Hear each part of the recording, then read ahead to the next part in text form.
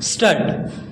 The Industrial Finance Corporation Act was passed in the year 1948 to set up an institution for providing medium and long term credit to industrial concerns in India. The idea is that in due course, the Industrial Finance Corporation would give loans to medium and large sized industrial concerns. Subsequently, the State Financial Corporation Act was passed in 1951 primarily for the help of smaller industrial units. The Industrial Finance Corporation Act was amended in 1949 and 1957. The main amendments effected on the last occasion were to authorize the corporation to guarantee deferred payments in respect of import of capital goods from abroad and to enhance the corporation's borrowing powers.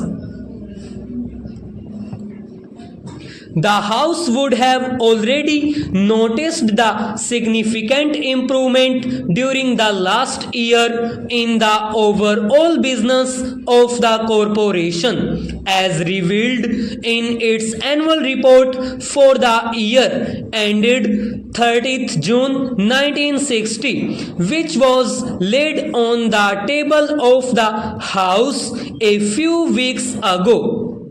I would like particularly to invite the attention of the House to the all-time record total loans approved by the corporation.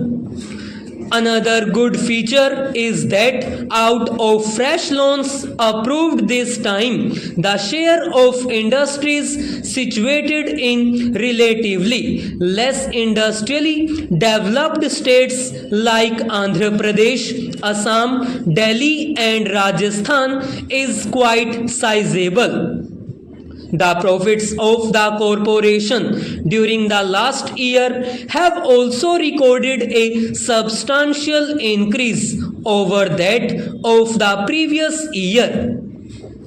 The corporation has been able to augment its reserves appreciably. During the last 3 years, the corporation has paid back to the central government over rupees 25 lakhs on account of the subvention received by it in earlier years for the discharge of its liability to pay a guaranteed dividend.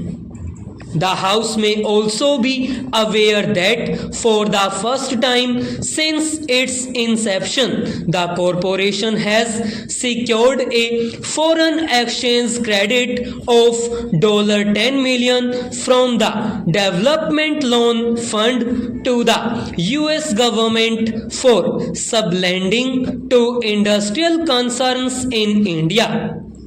This will further increase the usefulness of the corporation.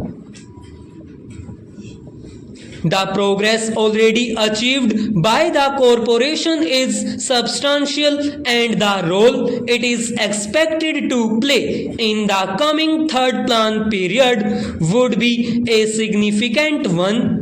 It is therefore desirable to equip the organization at this stage adequately to serve the interest of industry in a wider field. This bill is largely intended to achieve this object. I now turn to explain briefly some of the amendments before the House. It is proposed to amend Section 23 of the Act to widen the scope of the business which the corporation may transact. The corporation is at present authorized to guarantee loans floated by industrial concerns in the public market, but not loans raised by such concerns from banks. It seems but proper that facilities should be provided in suitable cases for industrial concerns to secure bank accommodation on the guarantee of the corporation. Again, the corporation now can guarantee deferred payments for import of capital goods from outside India, but it cannot guarantee deferred payments in respect of capital goods manufactured inside the country. It seems desirable to extend the scope of guarantee of deferred payments to the purchase of indigenous capital goods also. There has been a demand from business circles that the corporation should have powers to guarantee credit arrangements made by Indian industrial concerns with foreign institutions like the Export-Import Bank of the USA. It is proposed to meet this demand by authorizing the corporation to guarantee loans in foreign currency subject to the prior approval of the central government. Under the existing charter, the corporation is empowered to underwrite the issue of stocks and shares etc. by individual concerns but is precluded from subscribing directly to such issues. In the context of rapid industrial development of the country, industrial concerns in the private sector have to raise large amount of capital.